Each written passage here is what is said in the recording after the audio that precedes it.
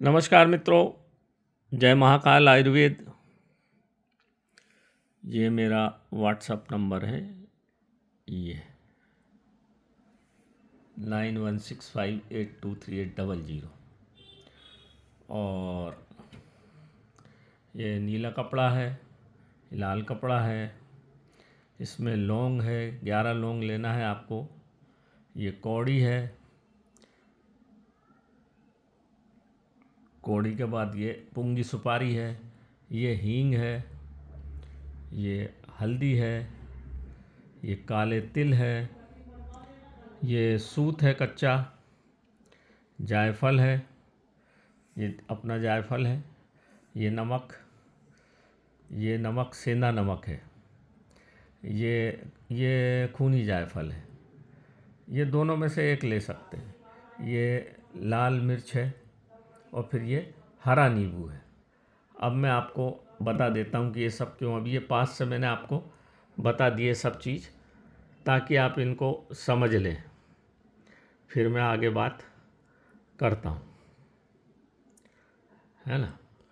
अब अपन सब दिखाते हुए आगे बात करते हैं। सबसे पहले तो दीपावली आपकी बड़ी अच्छी मनी होगी, भगवान की कृपा से अब होली आने वाली है। और होली का त्यौहार पूर्ण पूर्णिमा पे मनाया जाता है। जब चंद्रमा अपने पूर्ण पूर्णिमा पे हो, पूर्ण प्रकाश में हो, तब होली का त्यौहार हमारा मनाया जाता है। और दिनांक 7 तारीख से होली का अष्टक शुरू हो जाएंगे। तो इस होली के त्यौहार में होता क्या है मित्रों, इसमें जादू टोना बहुत होता है। और इस होली, क्योंकि ये पूर्ण पूर्णिमा है, इस पे किया गया कोई भी जादू टोना टोटका सटीक लगता है। और अगर किया हुआ पुराना है तो उतरता भी सटीकता से। तो दोनों काम होते हैं पूर्ण से।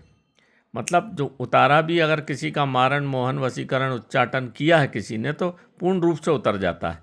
तांत्रिक लोग पूर्ण रूप से उतार देते हैं। इसलिए ये पूर्ण तिथि बड़ी महत्व की होती है। और होली की पूर्ण तिथि अन्य पूर्णिमा से सबसे पूर्ण पूर्णिमा होती है। इसमें एक सूत भी कोई गुंजाइश नहीं होती। बाकी सभी पूर्णिमा में थोड़ा थोड़ा फर्क होते होते होलिका पे पूर्ण पूर्णिमा होती है। इसलिए तंत्र में होली का पूर्ण महत्व है।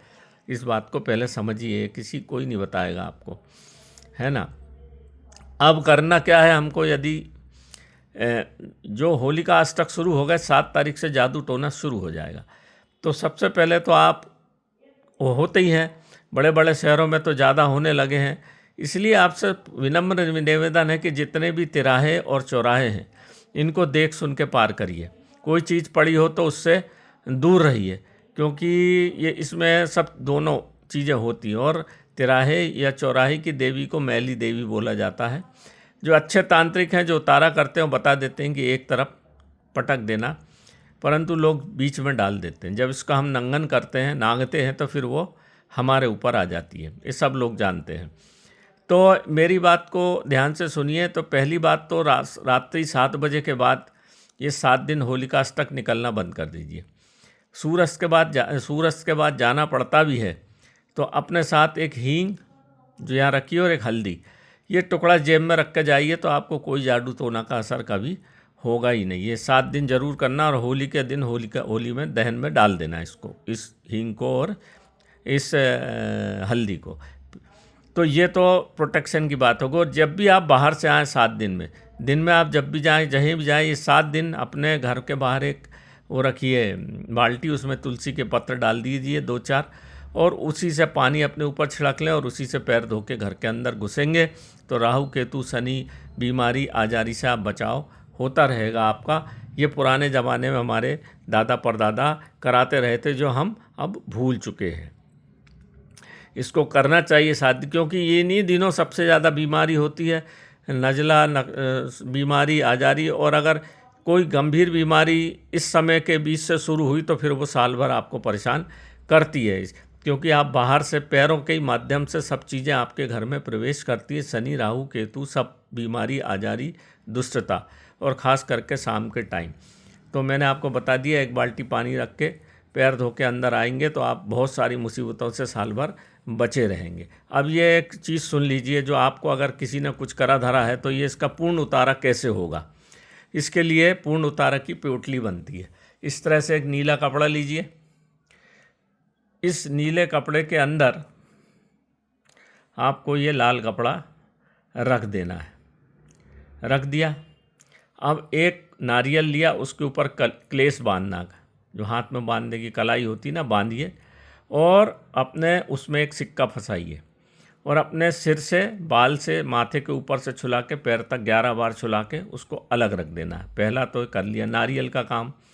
नारियल उतारा होगा, जो उतारने वाले का मुंह पश्चिम की तरफ, और मतलब उतारने वाले का मुंह पूर्व की तरफ, और उतारा जिसका हो रहा है उसका मुंह पश्चिम की तरफ, ऐसा उतारा होगा। और जो नारियल का मुख है, जो सामने बूच वाला भाग है, वो उतारा जिसकी तरफ जिसका उसारा कर रहे हैं उसकी तरफ होगा। बूच का आँख वाला भाग अपनी तरफ और सामने का मुंह वाला भाग नारियल का होता है, जो वो जिस व्यक्ति का उतारा हो रहा है उस तरफ रख के 11 बार सिर से उतार के रख दीजिए। नारियल में पानी नहीं चाहिए, सूखा नारियल होना चाहिए, और उस पर स्वस्तिक बना दीजिए सिंदूर से। ये 3-4 चीज़ें ध्यान रखिए। स्वस्तिक सिंदूर से बनाना है, नारियल में पानी नहीं होना है, और उसका मुख वाला भाग जो है उतारा करने वाले की तरफ होना है। आँख वाला जिस तरफ से दिखती 3 आँख, वो नारियल को जो उतारा कर रहा है उस तरफ, और जिसका उतारा हो रहा है उसकी तरफ बूच वाला भाग होगा। ये बात समझ ली। अब इसमें, इस पोटली में क्या क्या रखना है अपने को? 11 लौंग जिसका सिर टूटा ना हो, मतलब जिसमें फूल हो, 11 लौंग रख दी। 1 कौड़ी रख दी। 1 सुपारी रख दी। कौड़ी होता है राहु से संबंधी, एक कौड़ी होता है राहु नहीं, कौड़ी होता है शुक्र से संबंधी कोई बीमारी है तो कौड़ी बहुत बड़ी तंत्र में चीज़ है, इसलिए मैंने एक ऐसी रखी कि आप पहचान लें कौड़ी। और पीले रंग की कौड़ी हो तो बहुत अच्छा है, इसमें गुरु भी आ जाएगा। सुपारी में गौरी गणेश आ गए।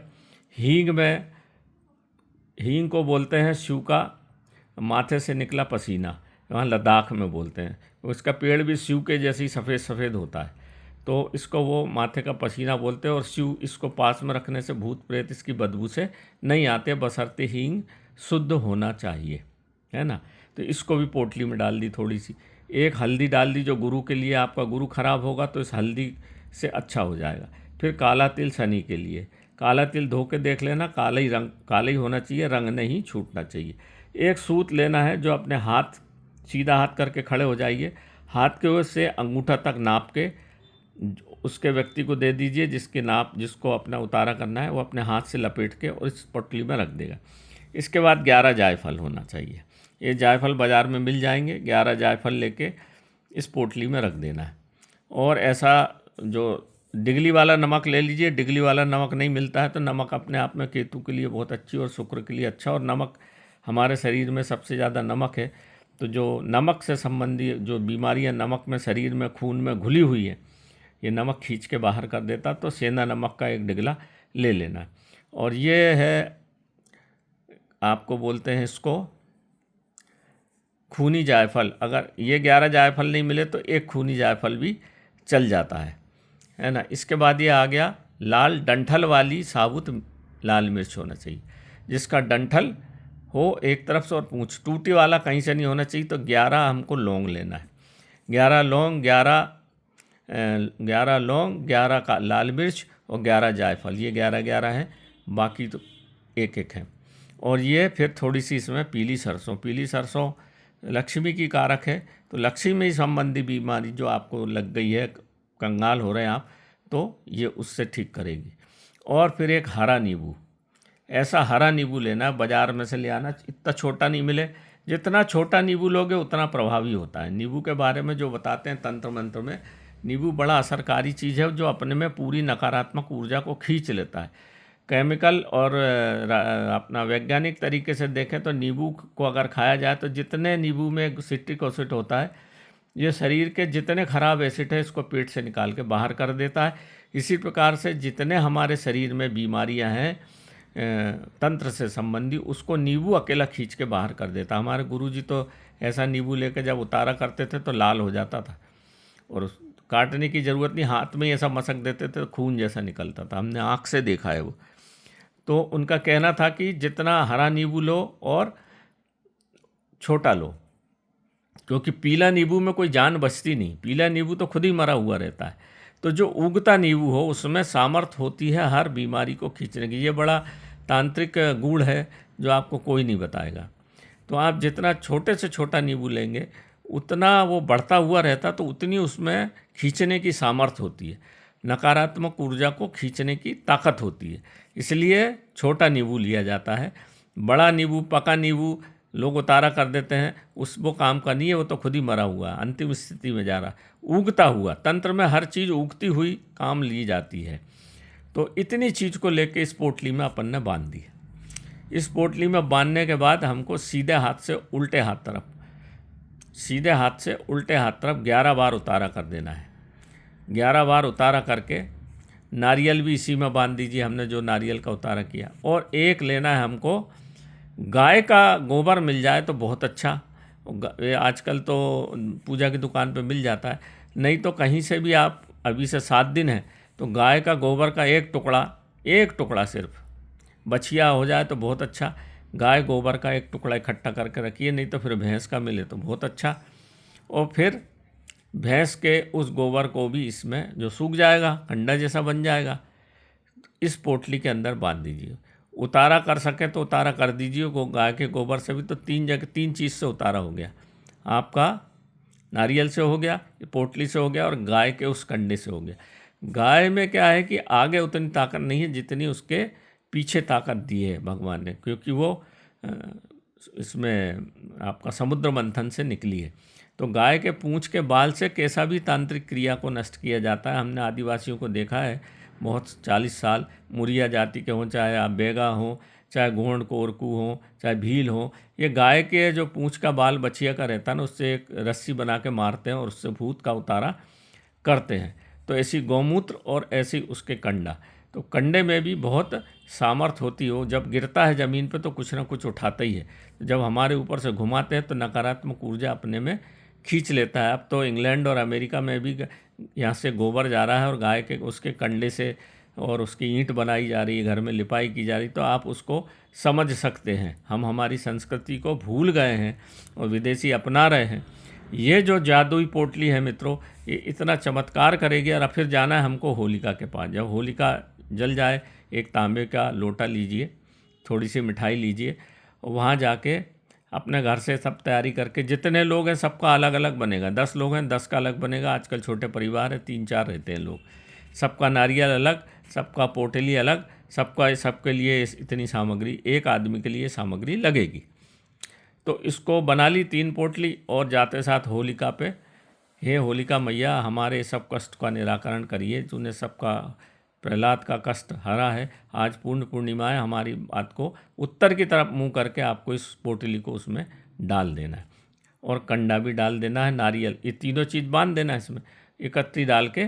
और फिर एक पूरी परिक्रमा लगा के, जहाँ से शुरू की वहाँ गोला परिक्रमा लगा के, और वो जो आप लोटा का जल लेंगे ना, वो हाथ से ऐसे गिराते जाना है, और गोल बना के राउंड वहाँ रख के, पैर पड़ के, मिठाई का प्रसाद लगा के, फिर थोड़ा सा जल चढ़ा के, वहाँ की धूल को अपने माथे से लगाकर आप घर आ जाइए। बस आपका ये बहुत बड़ी आपको तांत्रिक क्रिया बता रहा हूँ। अगर आपने इसको कर लिया तो साल भर आप इसको कष्ट से मुक्ति पाएंगे। तो मेरा निवेदन है कि अभी 7 दिन है, इस वीडियो को सबको भेजिए। सब लोग इसको, कोई भी जाति धर्म का कर सकता है, इसमें कोई जाति बंधन नहीं है, कोई भी संप्रदाय कर सकता है इसको। ये तो सब तांत्रिक चीज़ें हैं।